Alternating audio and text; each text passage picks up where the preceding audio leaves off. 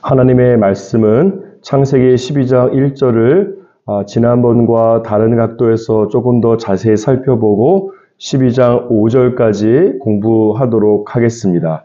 우리 다 함께 한 목소리로 1절부터 5절까지의 말씀을 읽도록 하겠습니다. 여호와께서 아브라함에게 이르시되 너는 너의 고향과 친척과 아버지의 집을 떠나 내가 너에게 보여줄 땅으로 가라.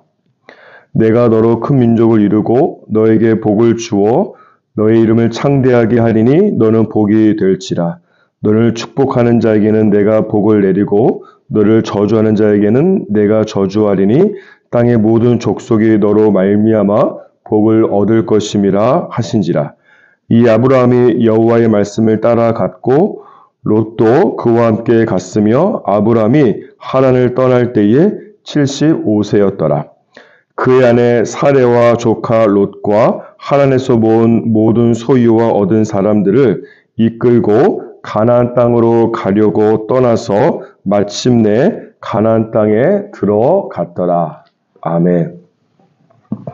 오늘 말씀 안에 보면 하나님께서 아브라함에게 본토 친척 아버지의 집을 떠나서 내가 너에게 보여줄 땅으로 가라고 말씀하고 있습니다. 여기에서 내가 너에게 보여줄 땅은 가나안 땅을 말씀하는 것입니다. 하나님께서 아브라함을 갈대아 우르에서 이끌어내시고 가나안 땅으로 인도하시길 원하시는 것입니다. 그런데 아브라함이 사실 하나님의 말씀을 듣고 갈대아 우르를 떠날 때에는 어디로 가야 할지 전혀 몰랐다는 것입니다. 왜 그런가 하면 1절 말씀을 다시 한번 보시면 하나님께서 아브라함에게 내가 너에게 보여줄 땅이라고 하는 미래 시제를 사용하고 있기 때문에 그렇습니다. 하나님께서 어디로 가야 할 것인지 최종 목적지는 나중에 알려줄 테니까 일단 믿음으로 갈대아 우르를 떠나라고 말씀하신 것입니다. 그래서 히브리서 11장 8절 말씀에 보면 아브라함은 부르심을 받았을 때에 갈 바를 알지 못하고 떠났다라고 말씀하고 있는 것입니다. 사실 하나님의 인도하심을 받는 입장에서 생각해 본다면 하나님께서 본토 친척 아버지의 집을 떠나서 가나안 땅으로 가라고 처음부터 최종 목적지를 말씀해 주시면 편합니다. 그럼에도 불구하고 어떤 이유 때문에 하나님께서는 가나안 땅을 최종 목적지를 바로 말씀하시지 않고 내가 너에게 보여줄 땅이라고 하는 미래 시제를 사용하고 있을까 하는 것입니다. 실제로 하나님께서는 아브라함이 갈대아 우르를 떠나서 하란에서 5년 동안 머물러 있을 때에 그때에야 비로소 가나안 땅으로 가라고 말씀해 주셨습니다. 하나님은 결과보다 그 결과로 가는 과정을 중요하게 생각하십니다. 하나님께서 보여줄 땅으로 가기 위해서는 매일마다 어떻게 살아가야 되겠습니까? 최종 목적지를 알 수 없기 때문에 매 순간마다 하나님께 귀를 기울이면서 살아가야 될 것입니다. 그래서 하나님께서는 이러한 과정들을 통해서 아브라함과 관계를 쌓고 싶어 하시는 것입니다. 사실 서로 무엇인가를 그냥 주고받는 영적인 거래 관계가 아니라 하나님과 아브라함이 서로를 알아가고 사랑하고 서로 무엇을 말해도 신뢰하는 그런 교제의 관계를 쌓기를 원하시는 것입니다. 하지만 우리는 하나님과의 관계에 있어서 결과만을 중요하게 생각하는 경향이 있습니다. 본토 친척 아버지의 집을 떠나서 최종적으로 어디로 가야 할지를 빨리 알기를 원하는 것입니다. 고향을 떠나 그냥 바로 가나안 땅으로 직진하기를 원하는 것이죠. 이것은 여행에 비유하자면 다음과 같은 것입니다.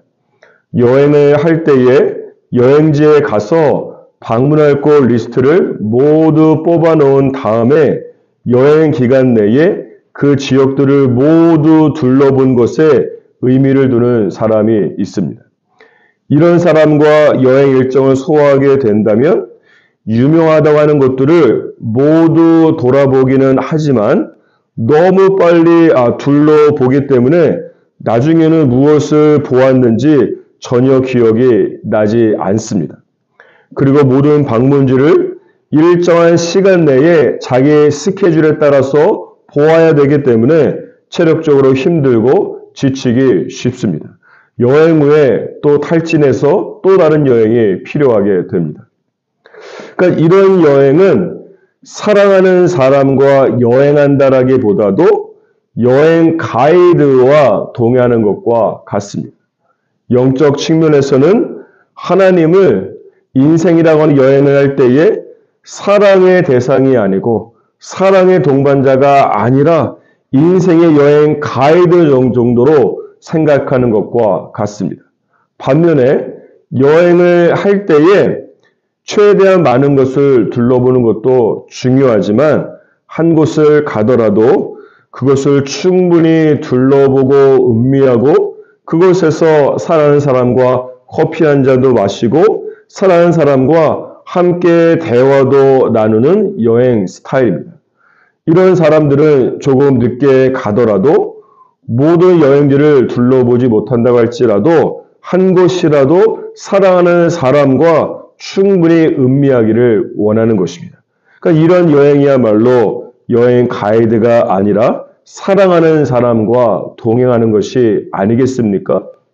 그런데 이 서로 다른 여행 스타일을 가진 사람이 함께 여행하게 되면 반드시 둘이 싸우게 되고 그때는 여행이 아니라 고행이 되는 것입니다. 이런 의미에서 아모스 3장 3절에 보면 두 사람이 뜻이 같지 않은데 어찌 동행하겠느냐라고 말씀하고 있는 것입니다. 사랑하는 여러분, 지금 여러분은 하나님과 인생이라고 하는 여행에서 동행하고 있습니까? 아니면 서로 고행을 주고받으면서 경험하고 있습니까? 믿음이라고 하는 것은 내 여행 스타일에 하나님께서 맞추어 주시길 원하고 강요하는 것이 아니라 하나님의 여행 스타일에 내가 기쁨으로 맞추고 따라가는 것이 믿음입니다. 최대한 많은 것을 둘러보려고 하는 것은 믿음의 여정이라고 하는 측면에서 생각해 볼 때에 믿음의 결과만을 빨리 보려고 하는 사람을 의미하는 것입니다. 반면에 한 곳이라도 충분히 음미하고 같이 여행을 간 사람과 대화를 하고 교제하려고 하는 사람은 믿음의 결과도 중요하겠지만 믿음의 과정을 중요하게 생각하는 것입니다. 하나님은 가나안 땅이라고 하는 최종 목적지에 하루 빨리 가는 것도 중요하겠지만 하나님은 어떤 분이신가 하면 아브라함이 매일매일 하나님께서 자신을 어디로 인도하실지 귀를 기울이며 지금 있는 현재의 장소에서 하나님과 충분히 교제하고 서로 알아가면서 신뢰를 쌓아가기를 원하시는 것입니다. 그래서 한 번에 모두 다 보여주시지 않으시고 한 걸음 한 걸음 인도하는 것입니다.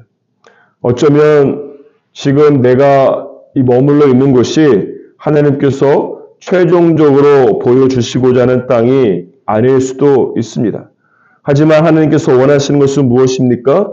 지금 내가 있는 곳을 주님과 함께 둘러보고 충분히 기쁨을 경험하고 내가 현재 머물러 있는 곳에서 하나님께서 주시고자 하는 여행의 선물과 하나님께서 나에게 가르쳐 주시고자 하는 훈련 등을 충분히 받으면서 그 시간을 기쁘게 보내는 것입니다. 이것을 전혀 모르는 상태에서 왜 나에게 말씀하실 것이라고 하신 그 곳으로 가지 않느냐라고 불평을 한다면 지금 있는 이곳을 충분히 즐길 수도 없고 지금 여행지에서 주님께서 주시고자 하는 여행의 기쁨과 여행의 유익과 훈련의 유익 등을 전혀 경험할 수 없게 될 것입니다. 하나님께서 나에게 원하는 것은 결과가 아니라 그 결과로 가는 과정에서의 하나님과의 동행과 하나님과의 교제입니다.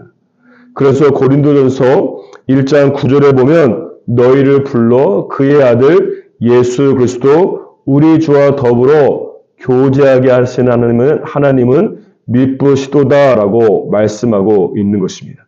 사랑하는 여러분, 아가서 2장 10절 말씀해 보면 나의 사랑, 나의 어여쁜 자야 일어나서 함께 가자라고 오늘도 저와 여러분에게 말씀하시는 그 하나님과 사랑의 교제를 하면서 한 걸음 한 걸음 걸어가시기를 주님의 이름으로 축복합니다.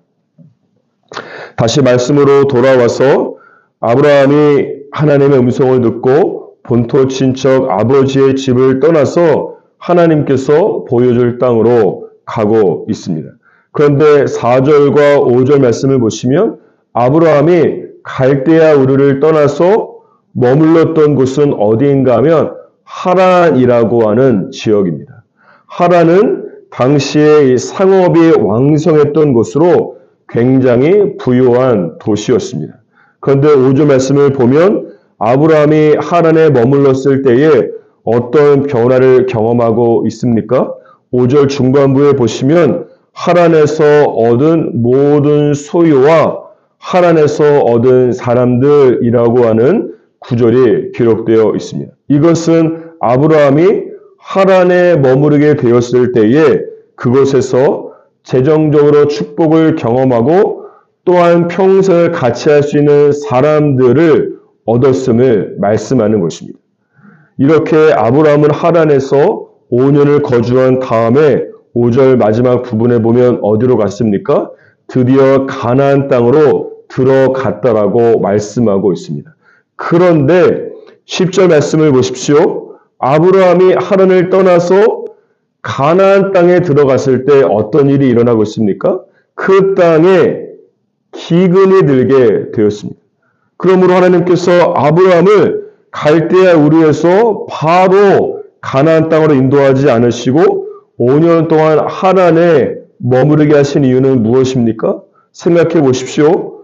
기근이 들면 기근을 해결할 수 있는 여러분 재정과 돈과 이 바싹 마른 땅을 기경할 이런 사람들이 필요하지 않겠습니까? 따라서 하나님께서 아브라함을 가나안 땅으로 바로 인도하시지 않으시고 하란에 머물게 하시는 이유는 무엇인가 하면 아브라함이 하란에서 재정과 사람들을 얻게 하심으로 말미암아 가나안 땅에 들어가게 되면 만나게 될 기근을 미리 준비시키고 미리 대비하도록 하신 것입니다. 이것은 출애굽기 11장에 보면 이스라엘 출애굽을 할 때에 이집트 사람들에게 은과 금과 폐물을 받은 것과 동일한 것입니다. 이스라엘이 이집트에 거하면서 받은 은금과 폐물을 가지고 무엇을 하였습니까?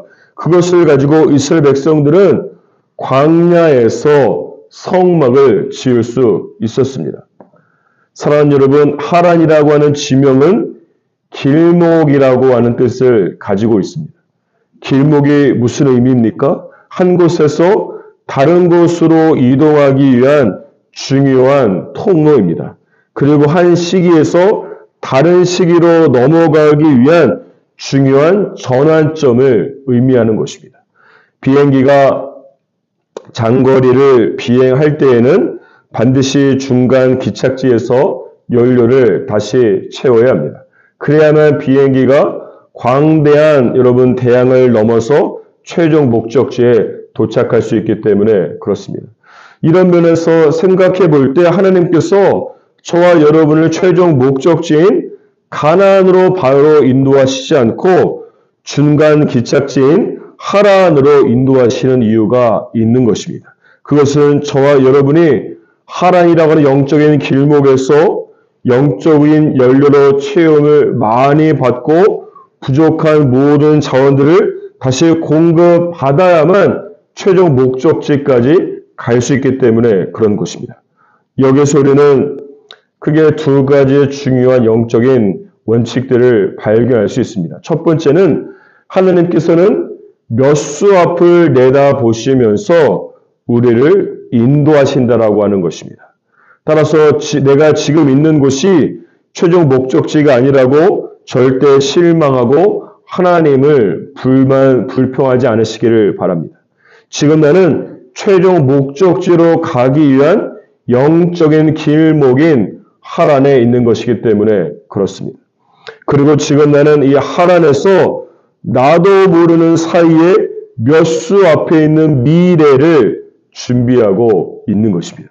둘째로 하나님께서는 우리가 영적 길목인 하란에서 다가올 미래를 위해서 지금 현재를 충성되게 살아가기를 원하십니다. 아브라함이 하란에서 사람과 재정을 얻었다는 것은 무엇을 의미하겠습니까? 그것은 아브라함이 하란에서 하루하루를 낭비하지 않고 성실하게 충성되게 보냈음을 말씀하는 것입니다. 그렇지 않고서야 어떻게 아브라함이 사람과 재정을 얻을 수 있었겠습니까? 따라서 하란에서의 시간을 잘 보내면 다가오는 미래를 축복으로 만들 수 있습니다. 하지만 하란에서의 시간을 투덜거리고 낭비하면 다가오는 미래는 저주가 될 것입니다. 지금 여러분은 어디에 있습니까? 어떤 분은 아직 우상의 도시 갈대아 우르에 있을 수 있습니다. 그렇다면 갈대아 우르를 떠나야 됩니다. 또 어떤 분은 갈대아 우르를 떠나서 믿음으로 살아가고 있는데 지금 이해할 수 없는 상황 때문에 하란과 같은 장소에 있을 수도 있습니다. 그렇다면 미래를 준비할 수 있도록 하나님께서 여러분에게 재정과 사람으로 채워 주실 것입니다. 따라서 이 하란에서 성실하게 충성되게 하루하루를 보내면서 축복된 미래를 준비하며 주님께서 부르신 가나안 땅에 들어갔을 때에 어떤 영적 기근을 만나더라도 기근을 뚫고서 그 땅에서 주님의 부르심과 주님의 목적을 이루는 그런 삶을 살아갈 수 있기를 주님의 이름으로 축복합니다.